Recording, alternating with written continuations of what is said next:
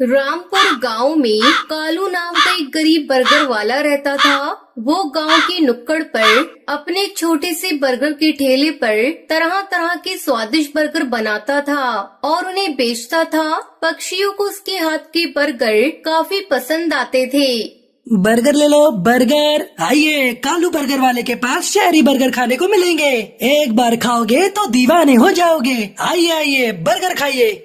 अरे वाह कालू भैया, एकदम मस्त बना है बर्गर, मजा ही आ गया सच में। मुझे 2 चिकन बर्गर और देना, मैं तो दीवानी हो गई आपके बर्गर की।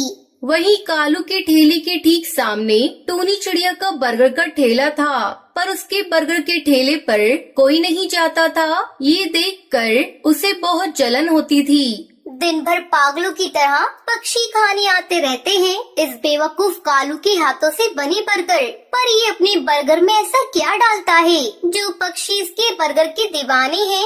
कालू को वो दिन रात कड़ी मेहनत करके बर्गर बेचता और वहीं दूसरी ओर टूनी चिड़िया काम में जरा भी दिलचस्पी नहीं दिखाती। वो अकेली इस गांव में रहती थी। वहीं उसके परिवार वाले दूसरे गांव में रहते थे।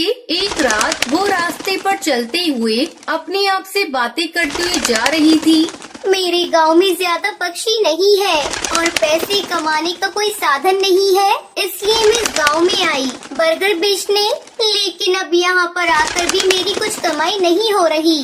सब पक्षी उस कालू के पास ही जाते हैं। अब मैं क्या करूँ? मेरा पूरा परिवार मेरे भरोसे है गांव में। बिजली का बिल, राशन पानी, माँ पापा की दवाइयाँ, ये सब कैसे पूरा करूँगी मैं क्या करूँ? ये सोचकर वो बहुत परेशान हो जाती है। तभी अचानक उसका एक्सीडेंट हो जाता है, जिसकी वजह से उसकी मौत हो जाती है और वो भूतिया चिड़िया की आत्मा बनकर गांव में घूमने लगती है।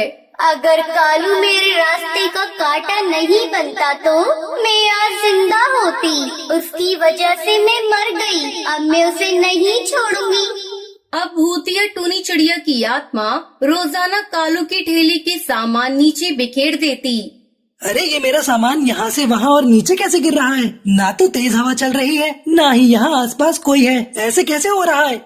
ये देखकर वो बहुत खुश होती है। तभी एक दिन वो कालू के शरीर के अंदर घुस जाती है और जानबूझकर बर्गर का टेस्ट बिगाड़ देती है।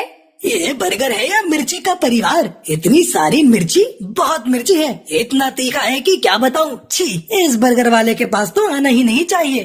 धीरे धीरे गांव के पक्षी कालू के बर्गर खाना छोड़ देते हैं। फिर एक दिन रात में वो उसके शरीर से बाहर आती है। क्यों? बहुत उड़ रहा था ना, कैसे लगा नीचे गिरकर? तेरी वजह से मेरी जिंदगी बर्बाद हो गई। मैं मर गई तेरी वजह से। गलत, एकदम गलत। तुम्हारी मौत का जिम्मेदार मैं नहीं, खुद तुम हो। अगर ग्राहक नहीं आ रहे थे तो तुम कुछ और करती। मैं खुद देखता था कैसे तुम दिन भर अपने ठेले पर बस सोती रहती थी। तुम बहुत आलसी थी। ये सब तुम्हारी गलती है।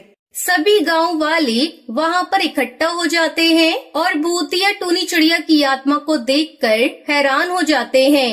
क्यों गाँव वालों, आज तो मैं तुम सबको भी नहीं छोड़ूंगी। मेरे हाथ से बना बर्गर छोड़कर इसके हाथ का बर्गर खाना था ना, तुम सबको आज मजा चखाती हूँ। जैसे ही भूतिया टूनी चिड़िया की आत्मा पक्षियों को मारने के लिए आगे बढ़ती है, तभी टुनटुनी उसके कानों में मंत्र पढ़ देती है, जिसे सुनकर वो जोर से चिल्लाने लगती है। किसी को नहीं छोड़ूंगी, सबसे बदला लूंगी। ये कहकर वो जलकर राख हो जाती है। शुक्र है ये भूतिया बर्गर वाली चिड़िया खत्म हो गई। अब कालू कौआ खुशी खुशी बर्गर बनाकर गांव में बेचा करता